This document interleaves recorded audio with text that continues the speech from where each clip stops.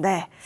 자, 이 구간 고민이 깊어지는 구간입니다. 낙폭 만회하면서 오늘 종가까지 예민하게 봐야겠다가 오늘 개장 시의 전략이셨을 텐데 글쎄요, 지금은 우리가 또 금요일이기도 하고 또 중요한 미국의 고용 지표를 앞두고 있는 날이다 보니까요. 결국에는 오늘 어떤 평가를 두고 오늘 어떤 액팅을 해야 하는가가 더 고민이 되는 이 시점일 것 같아서요. 두 분의 프로와 자세히 이야기 나눠보겠습니다. 메리츠증권 신유진 부장, MTN 차용주 전문위원 나와주셨습니다. 어서 오십시오. 예, 시장이 지금 갑자기 또 어제와 다르게 이렇게 아픕니다. 오늘 시장 분위기부터 좀 점검해 볼게요. 신유진 부장님, 경기 침체라고 하는 그 이야기, 그 내러티브가 갑자기 시장을 잡아먹었습니다. 그러다 보니까 일단 무서워서 아마 오늘 매물 정리하거나 그런 모습도 좀 그려졌는데 일단 가장 중요해질 것은 오늘 밤에 있을 미국 고용 보고서가 아닐까 싶습니다. 실업률이 현재 4.1%인데 여기서 실업률 추정치가 4.2가 되더라도 이제 시장은 더 놀랄 거다 쪽으로는 완전히 잡혀있는 컨센인 것 같거든요. 그럼 우리는 어떻게 주시를 해야 하고 지금 이 순간에는 어떤 액팅이 필요할까요? 일단 말씀하신 대로 고용 지표가 굉장히 중요해졌는데요. 네. 실업률 4.2 정도가 나오면 일단 경기 침체 가능성을 매우 크게 열어놔야 된다는 얘기도 나오고 있고요. 괜찮게 나온다면 안도감에 반등 랠리도 나올 수 있어서 결과에 모두 주목하고 있습니다. 근데 일단 저희 그 전에 우리나라 지금 주식시장은 코스피가 일단 2012에 깨졌고요. 옆나라 니케이도 5% 가까이 하락을 보였고 반등할 거로 기대했던 반도체 업종도 연이은 폭락에 이제 고점대기 거의 반토막 이상 난 상태고요. 그래서 일단 자금은 올해 내내 금리나 베팅이 커지면서 채권 시장으로 쏠리고 있는데요. 국내 주식시장은 가뜩이나 지금도 자금도 메말라 가는데 사줄 주체가 없고 대기 자금만 넘쳐나는 상황으로 보입니다. 지금 주식시장이 이렇게 빠지는데 환율이 생각보다 많이 안 오르거든요. 연기금이 이 정도면 주식을 사주지 않을까 좀 기대도 되는데 환율 방어에 힘쓰는 것 같아서 여력이 좀 없는 것 같습니다. 좀 안타까워 보이고요. 네. 국내 주식 시장은 지금 투매 영역에 들어섰다고 보이는데요. 그럼 여기서 어떻게 하냐의 문제인데 경기 침체가 기정사실이라면 모르겠는데 저희 모두 알다시피 얼마 전 미국 GDP도 잘 나왔었고요. 일단 내일 고용 지표도 있고 아직은 데이터를 좀 더 지켜봐야 하지 않나 생각이 되고요. 그리고 해결책으로 금리 인하 여력이 없는 것도 아니에요. 쓸 카드가 없는 게 아니라는 거죠. 다만 침체라는 게 돈을 쏟아붓는다고 경기가 살아나는 건 아니긴 맞긴 한데 근데 일단 미국 대선이 많이 안 남았고요. 정권 초기이기 때문에 우호적인 정책들이 쏟아질 수밖에 없습니다. 일단 단기로는 흔들릴 수 있고 지지부진한 장세가 이어질 가능성이 높긴 한데 그래서 리스크 관리 차원에서 신용은 끄고 가는 게 맞다고 생각하고요. 저도 증권사 지점에 있는데 담보 부족 등 많이 나오고 있고요. 이럴 때는 레버리지 쓴 거 아니라면은 가만히 있는 게 최선이지 않을까 싶고요. 엔캐리 청산에 따른 헤지펀드의 포지션 정리도 거의 마무리 국면이지 않을까 싶고요. 아마존을 끝으로 빅테크 업체들 실적 다 마무리됐는데요. 모두가 AI 투자 안 하면 미래가 없다는 식으로 얘기하고 있거든요. 많이 빠진 게 가장 빠르게 올라가는 법이니까 반등은 반도체 쪽부터 좀 시작하지 않을까 개인적으로 생각은 하고 있습니다. 좀 잡히면. 네, 이런 그렇죠. 좀 잡히면. 이런 변수들은 근데 조금 어느 정도 마무리 국면이기 때문에 일단 오늘 있을 고용지표 더 주시해서 보자. 사실 근데 변수가 아예 없는 건 아닌 게 갑자기 이렇게 침체의 지표로서 활용되는 것들이 많이 나와버리면 9월에 25bp가 아니라 만약에 50bp 뭐 이렇게 얘기가 나와버리면 더 힘들지지 않을까라는 생각도 있어서 지금 현재 외국인이 현선물 매도 확대하고 있는 구간이잖아요. 그래서 이제 비가 내리면 그칠 때까지 기다려야 될 것 같기는 한데 이게 설마 장마일까 봐 조정 사이클의 굴레를 지금 지나고 있을까 봐 그게 사실 걱정이 되는 거거든요. 근데 일단 여의도 쪽에서는 설왕설래입니다. 오히려 지금 매수 구간이 맞는 거다라는 얘기도 있고요.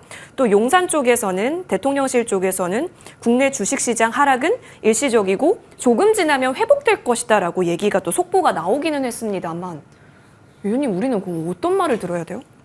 누구 말을 들어야 될까요? 예. 왜냐하면 그 말을 하는 사람이 그 말대로 안 됐을 때 책임지는 부분들은 없기 때문에 그 말을 들어야 된다라고 누구 말을 기대는 것에 대해서는 좀 경계하자. 자, 시장을 한번 우리가 분석을 해보죠. 경험해보지 못했던 시장이 지금 나타나고 있습니다. 불과 한 달 사이에 올 상반기 상승폭을 거의 다 반납하는 그런 모습들이죠.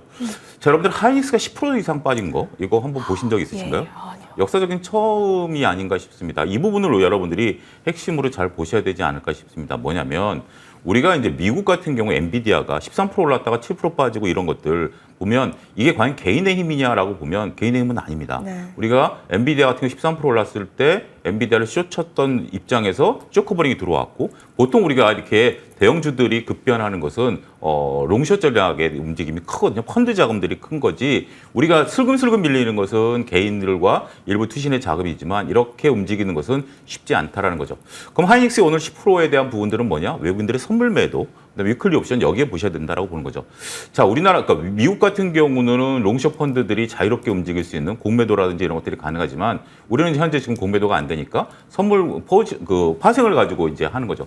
그동안 하이닉스가 올라왔었던 부분들에서 보면 일부 공매도 그러니까 그 포지션이 일정 방향으로만 움직였었다라는 거죠. 공매도라는 것은 저는 나름대로 그 시장의 매개 역할을 하는 거였습니다만 어찌 됐든 지금 우리 시장에서는 없었죠. 자, 이런 상태에서 차익의 빌미를 지금 주고 있다라는 거죠. 그래서 많은 지금 분들이 차익을 실현하는 단계지 시장이 무너지는 단계는 저는 아니다라고 보여지는 거죠. 왜냐하면 이게 만약에 시장이 정말 경기 둔화로 무너지는 상황이었다면 오늘 파생으로 하이닉스를 때리면 오늘 그동안 안 올랐던 2차 전지라든지 게임에서도 같이 밀려줘야 됩니다. 시장은 안 좋을 때 안 올랐던 것도 다 밀려요. 그게 시장이 안 좋은 겁니다. 하지만 오늘 올랐었던 것들이 롱숏 펀드로 인해서 하이닉스를 중심으로 두드려 맞고 있고 나머지 롱숏 펀드와 파생과 상관없는 그다음에 그동안 충분히 많이 빠져 있었던 종목들이 2차 전지나 게임 엔터가 버티고 있죠. 이거는 시장이 약세장이 아니다라는 증거입니다. 여러분들 2022년 생각해 보십시오. 9월 달에 정말 끝도 없이 밀릴 때 올랐던 것 빠지고 안 올랐던 것도 빠지고 다 그랬었던 거죠. 그게 약세장입니다. 그러니까 저는 경기 둔화에 대한 부분들은 우리가 여러 가지 생각을 할 필요가 있어요. 실업률 4%를 가지고 경제학자한테 이게 경기 둔화냐 아니냐라고 얘기하면 365명이 모여서 서로 반반씩 나눌 겁니다. 왜냐하면 자연 실업률이 3에서 4%를 보고 있는 거고 한때 실업률은 6%까지도 갔었거든요. 그렇기 때문에 이게 경기 침체다라고 과연 갑자기 이게 부각이 됐나? 이걸 아무도 몰랐을까? 월가에서 경기 침체에 대한 부분들을 아무도 몰랐을까? 저는 그렇게 생각하지 않습니다. 단지 이러한 빌미를 제공했다라는 것이고 이러한 것들이 차익을 실현할 수 있는 근거가 됐다라고 말씀드릴 수가 있겠죠.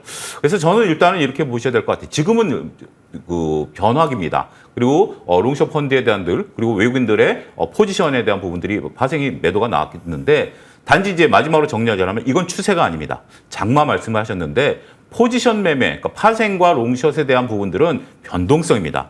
변동성이 커질 수는 있습니다만 이게 추세를 바꾼다라고 추세는 아닙니다. 추세는 뭐냐? 슬금슬금 밀리거나 슬금슬금 올라간다라는 거죠.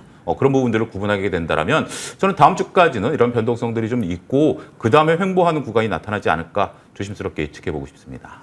8월 8일이 옵션 만기일이거든요. 그래서 그때까지 좀 어느 정도의 방향이 잡히는가도 저희는 지속적으로 봐야 될 것 같고 지금은 차익 실현의 근거 쪽으로 어느 정도 무게를 주셨는데 그렇다면 다시 한번 매수의 근거는 무엇이 될까를 시장 바라보면서 저희도 다음 주에 같이 고민 열어보겠습니다. 자, 그러면 지금 외국인이 많이 물량을 빼고 있는 쪽 살펴볼게요. 사실 오늘 진짜 물량 많이 빼거든요. 선물도 많이 빼고 현물도 많이 빼는데 일단 SK 하이닉스를 가장 많이 덜어내고 있고요. 삼성전자 덜어냅니다. 반도체 쪽, 전기전자 쪽으로 거의 절반 이상은 외국인이 물량 빼고 있다라고 보시면 되고 그간에 올랐었던 쪽에서의 흐름들도 많이 비중을 줄이는 쪽으로 가닥이 잡혀 있습니다. 아무래도 지금 반도체 고민이 깊어지실 것 같아서요. 우리 신 부장님과 얘기해 볼게요. 솔직히 어제까지만 하더라도 반도체 지금도 살까요? 라는 질문이 늘 있어 왔고 지금도 괜찮을 수 있습니다가 늘 우리가 들었었던 답변일 것 같은데 그러면 지금 이렇게까지 낙폭을 만들었으면 사실 고민이 되잖아요. 팔자리는 아닐 것 같고 그렇다고 지금 비중 확대를 해도 괜찮은 자리일까가 고민일 것 같거든요. 어떻게 보세요? 일단 대부분이 고점 대비 50%씩은 하락한 듯 싶은데요. 너무 어지러울 정도로 장이 급변하고 있고요. AMD 실적 발표 이후에 분위기가 바뀌는가 싶더니 국내 주식장은 별로 힘도 못 쓰고 어저께 윗골이 달고 내려왔었고요.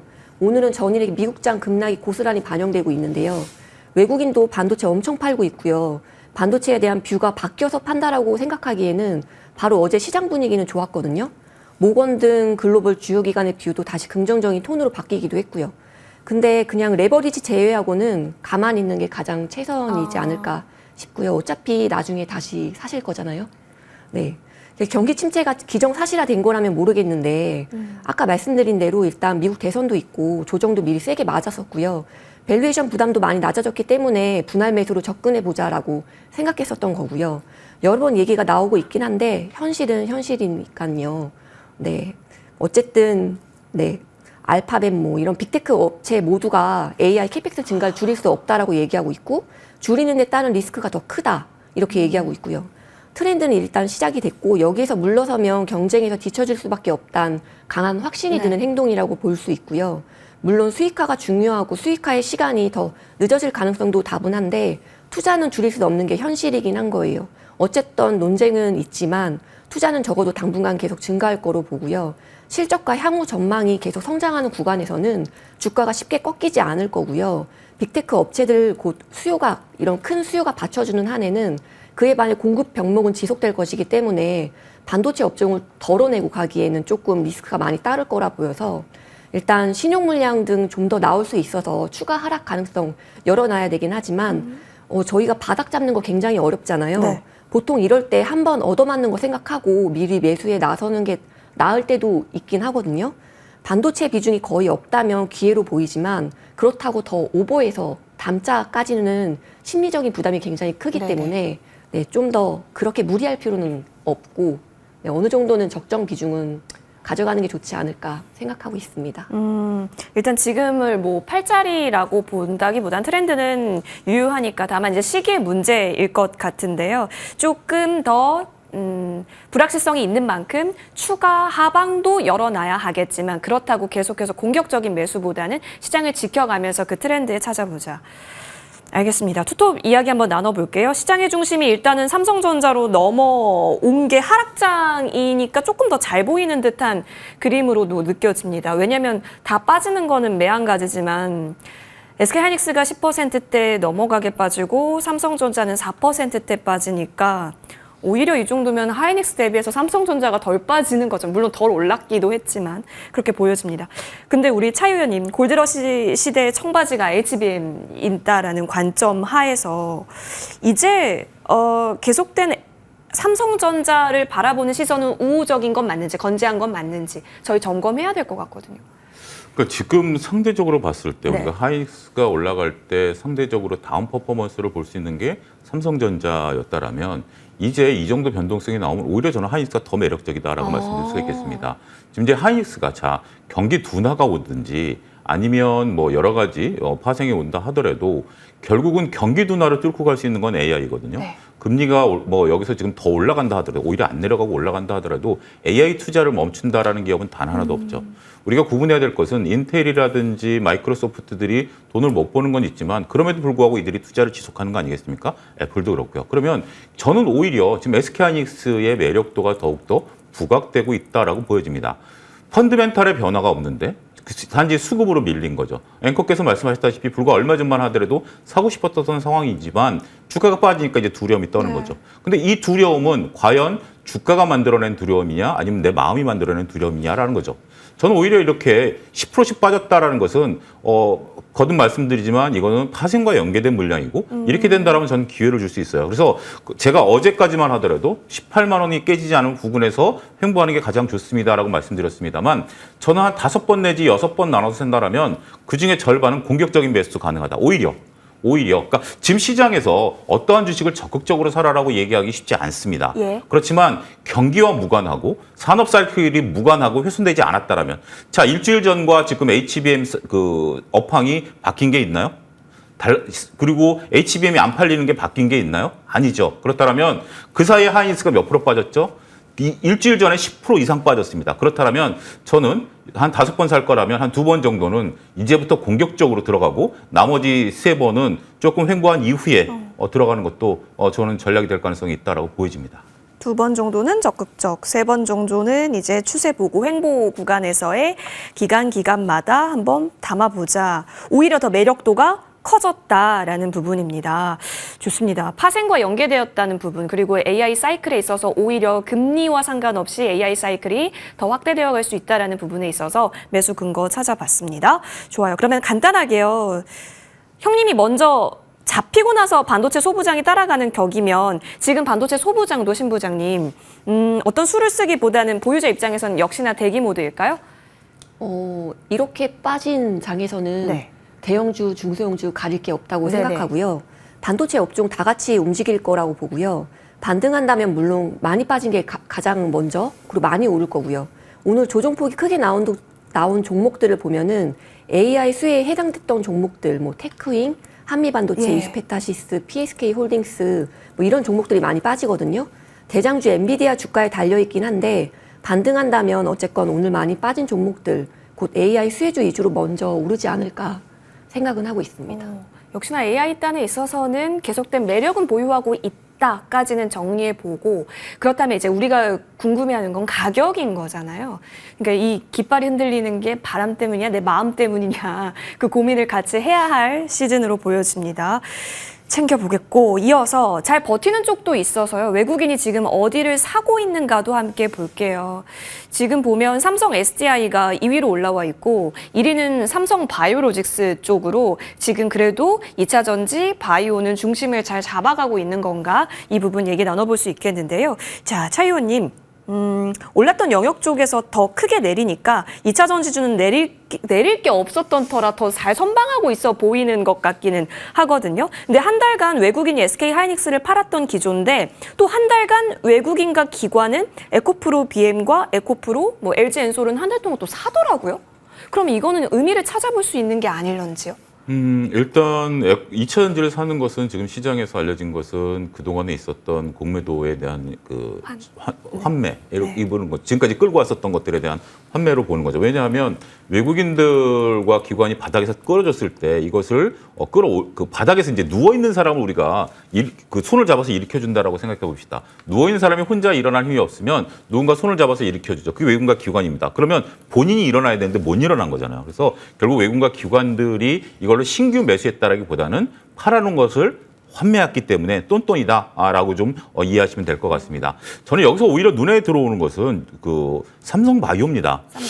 삼바가 저도 상당히 좀 걱정을 했어요. 왜냐하면 지난번에 제가 말씀드렸던 것처럼 이 방산이 흔들릴 때 삼바도 말씀드렸죠. 방산이 흔들릴 때 방산이 급격하게 흔들리니까 그러면 그동안에 이제 반도체 먼저 흔들렸고 그다음에 방산이 갑자기 밀리니까 삼바도 이제 좀 조심하자. 한미반도체가 그날 밀렸잖아요. 네. 방산 밀릴 때. 그런데 삼바가 생각보다 잘 버텨주고 있다라는 점을 잘 보셔야 될 것 같아요. 그러니까 뭐냐면 이게 지금 시장이 만약에 꺾이는 거면 지금 버티고 있는 것들을 오히려 팔아야 됩니다. 왜냐하면 같이 밀리니까. 근데 그렇지 않다라면 지금 버티고 있는 종목들, 이런 종목들은 이 혼란 이후에 우리가 변동성을 좀 봐야 되겠고 같이 게임 엔터주들도 저는 다음 주에 여러분들이 여기서 매매도 가능하지 않을까 그렇게 말씀드릴 수 있겠습니다. 좋습니다. 이 속에서도 굳건한 쪽에 있어서 아이디어는 분명히 찾아볼 수 있으니까요. 힘내시길 바라면서 오늘 저희 두 프로와는 여기서 인사드리겠습니다. 나와주셔서 고맙습니다.